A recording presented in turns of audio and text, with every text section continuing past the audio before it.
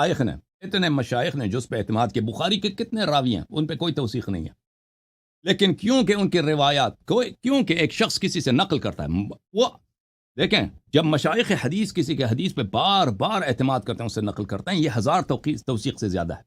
توثیق کس کی ہوتی ہے بھائی؟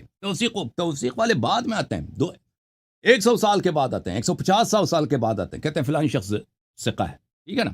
اب ایک شخص گزرا ہے پہلی صدی میں یا دوسری صدی میں، تو وہ کوئی اس کی توثیق کرتا ہے 300 سال کے بعد، اس کی کوئی ویلیو ہے؟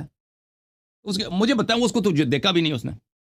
آپ کے کتب کے جو توثیقات ہیں، مثلا ابن حجر توثیق کرتا ہے، اکثر علماء کس پہ اعتماد کرتے ہیں؟ کتاب تقریب التہذیب پہ اعتماد کرتے ہیں، وہ سب ابن حجر کے اجتہادات ہیں۔ ابن حجر نے کہا صدوق ہے، ابن حجر نے کہا کہ یہ بھئی ثقہ ہے، ابن حجر نے کہا یہ ثقۃ ثقہ، یا ابن حجر نے کہا یہ ضعیف ہے۔ بھئی ابن حجر کی وفات ہے سنہ 780 کے لگ بھگ، راوی گزرے ہیں اکثر پہلی صدی میں دوسری صدی میں گزرے ہیں، اس کا کیا اعتماد ہے؟ اس کا کیا اعتماد؟ کچھ بھی نہیں ہے۔ جو مشائخ حدیث جنہوں نے ابان کو دیکھا ہے، جنہوں نے ابان سے روایت کی ہے، الا ماشاء اللہ بہت زیادہ ہے، بہت زیادہ ہے ہماری کتب بری میں، جنہوں نے کہا کہ ہماری یہ کتابیں جو ہیں یہ سب صحیح احادیث پر مشتمل ہے، انہوں نے ابان سے روایت نقل کی ہے، ٹھیک ہے نا؟ یہ سب اس کی توثیق ہے۔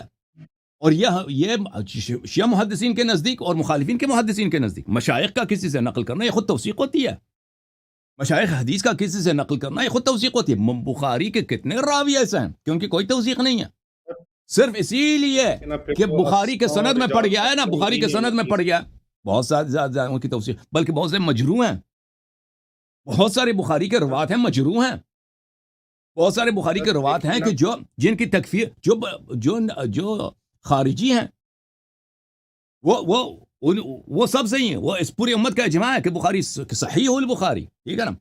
اب اسی طرح دیکھیں توثیق کی کیا ویلیو ہوتی ہے، مجھے آپ بتائیں۔ تو ایک شخص کو آپ نے دیکھا بھی نہیں ہے، آپ مثلا ابھی آپ رہتے ہیں 2023 میں، فرض کریں کہ سن 1850 میں ہندوستان میں کوئی شخص گزرا ہے، کوئی شخص گزرا ہے، آپ کیا کہہ سکتے ہیں کہ وہ ثقہ تھا یا نہیں تھا؟ کیسا آدمی تھا؟ متقی تھا نہیں تھا؟ تو پھر اسے کیا ضعیف کیسے؟ نہیں لکھنا چاہیے نا؟ آپ پہلے تشیعوں کے ہاں جنہوں نے ابان کو ضعیف لکھا ہے پھر انہیں ضعیف بھی نہ لکھنا چاہیے، یا تو اسماء و رجال کا سرے سے علم ہی نہ ہوتا، یہ بحثوں کی ضرورت ہی نہ پڑتی کہ جب اس سے ضعیف روابط ہمیشہ ٹھیک ہے۔ جرح نہیں ہوتی نا بھائی، ضعیف ہمیشہ جرح نہیں ہوتی، ضعیف ہمیشہ جرح نہیں ہوتی۔ چلیں سر اب نیکسٹ ٹاپک کی طرف۔ میں آپ کو دکھا نہیں، ایک منٹ، کہ اگر ضعیف ہمیشہ جرح نہیں ہوتی، کہ ضعیف ہمیشہ ہو کہ اس کی کتنے لوگ ہیں بھائی، اس کو شیخ کا خود کہتا ہے ضعیف، پھر اسی کے حدیث پہ فتویٰ دے دیتا ہے شیخ توسی رحمۃ اللہ علیہ۔ ایک منٹ،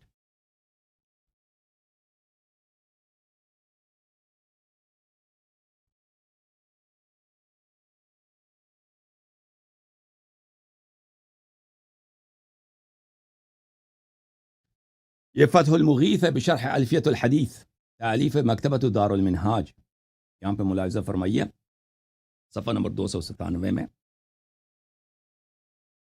ومما ينبه عليه أنه ينبغي أن يتأمل أقوال المزكين ومخارجها، کہتے ہیں کہ آپ کو چاہیے کہ جو لوگ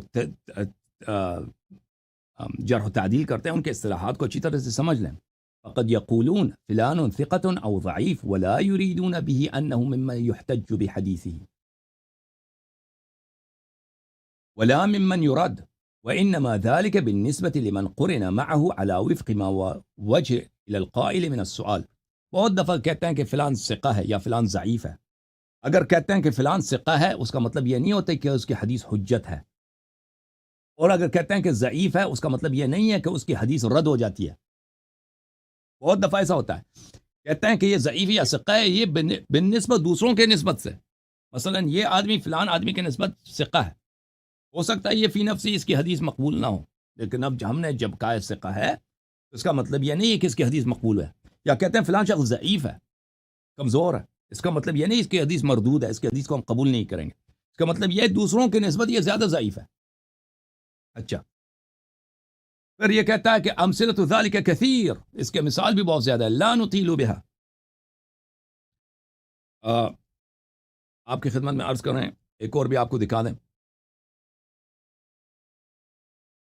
قواعد في علوم الحديث للعلامة المحقق المحدث ظفر احمد العثمانی التہانوی، یہ کتاب چھپی ہے لبنان میں سنہ 1972 میں، یہاں پہ فی تضعیف الراوی قد یکون بالنظر لمن هو اقوى منه، جب ہم کسی راوی کی تضعیف کرتے ہیں بہت دفعہ ایسا ہوتا ہے کہ وہ نسبی ہوتا ہے، یعنی یہ شخص فی نفسی ثقہ ہے لیکن دوسرے کے مقابلے میں کمزور ہے، دوسرے کے مقابلے میں اس کی اتنی وثاقت نہیں ہے.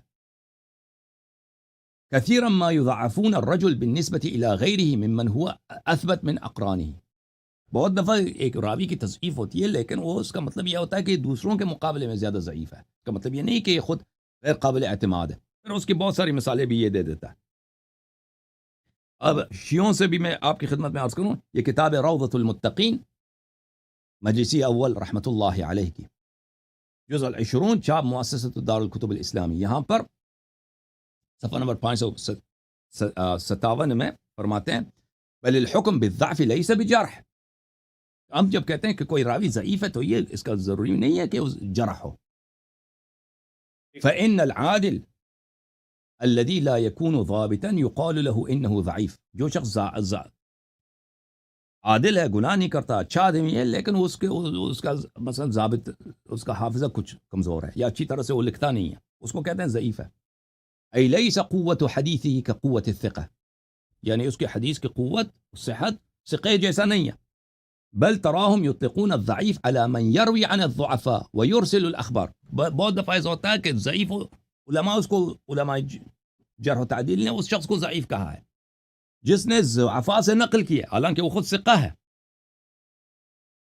یا اس نے مراسیل نقل کیا اس لیے اس کو ضعیف کہا گیا، حالانکہ اس طرح نہیں ہے کہ وہ واقعا ضعیف ہو خود شخص. مع ان رئیس المحدثین وثقة الاسلام وشیخ الطائفہ دأبهم ذلك، حالانکہ خود رئیس المحدثین صدوق، ثقة الاسلام کلینی، اور شیخ الطائفہ شیخ الطوسی، ان کا طریقہ یہی ہے کہ ضعفاء سے بھی نقل کرتے ہیں اور مراسیل بھی نقل کرتے ہیں.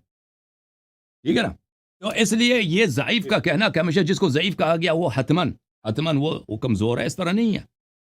اوکے، مزید بولیں ڈاکٹر صاحب.